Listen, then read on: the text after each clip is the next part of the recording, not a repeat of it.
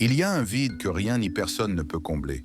Un vide silencieux, profond, que même les plus grandes réussites ne peuvent effacer. Ce vide, c'est celui laissé par Dieu lorsque nous nous éloignons de lui. Mais au commencement, ce vide n'existait pas. Tout était plénitude, harmonie, communion. Et c'est là que notre histoire commence. Dieu créa Adam, le premier homme, à son image et à sa ressemblance. Il lui donna un jardin, des arbres, des fruits, la beauté du monde, et même la domination sur toutes les créatures. Mais il y avait quelque chose qu'Adam ne trouvait pas. Les animaux passèrent devant lui, chacun avec son compagnon. Adam leur donnait un nom, mais aucun ne lui ressemblait. Il était entouré, et pourtant, il était seul. Cette solitude n'était pas une erreur, elle était une révélation.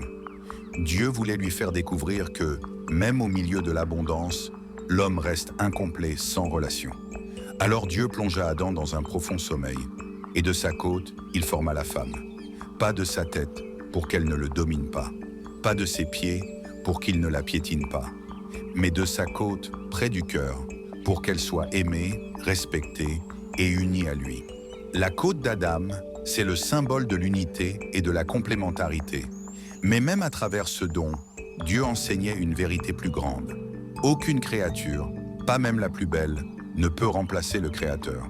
Depuis la chute, l'homme cherche sans cesse à combler ce manque. Nous voulons être comblés, aimés, rassurés.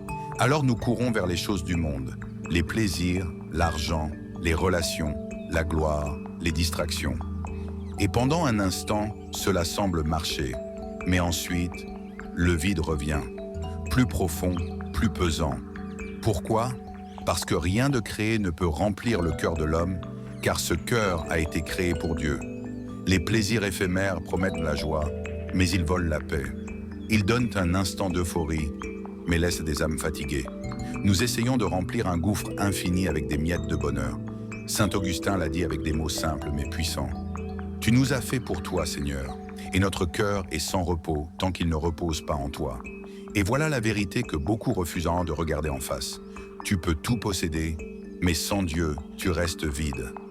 Alors, comment revenir à Dieu? Comment retrouver cette plénitude perdue?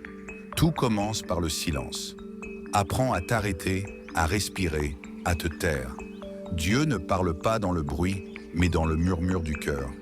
Ensuite, ouvre-lui ton âme, simplement, sincèrement. Parle-lui comme à un ami, comme à ton père. Ne lui cache rien, ni ta colère, ni tes doutes, ni ta fatigue. Dieu n'attend pas des discours parfaits, il attend ton cœur. Reviens à la prière, reviens à la parole, reviens à la présence.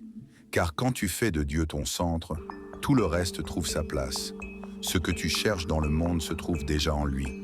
Le monde te dira, tu n'as pas assez. Dieu te dira, je suis tout ce dont tu as besoin. Le monde te dira, cherche plus.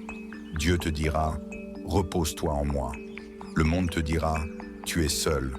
Dieu te dira, je suis avec toi jusqu'à la fin des temps. Alors ferme les yeux un instant, respire profondément et rappelle-toi ceci, tu n'as pas besoin de tout comprendre, ni de tout posséder. Tu as juste besoin de Dieu.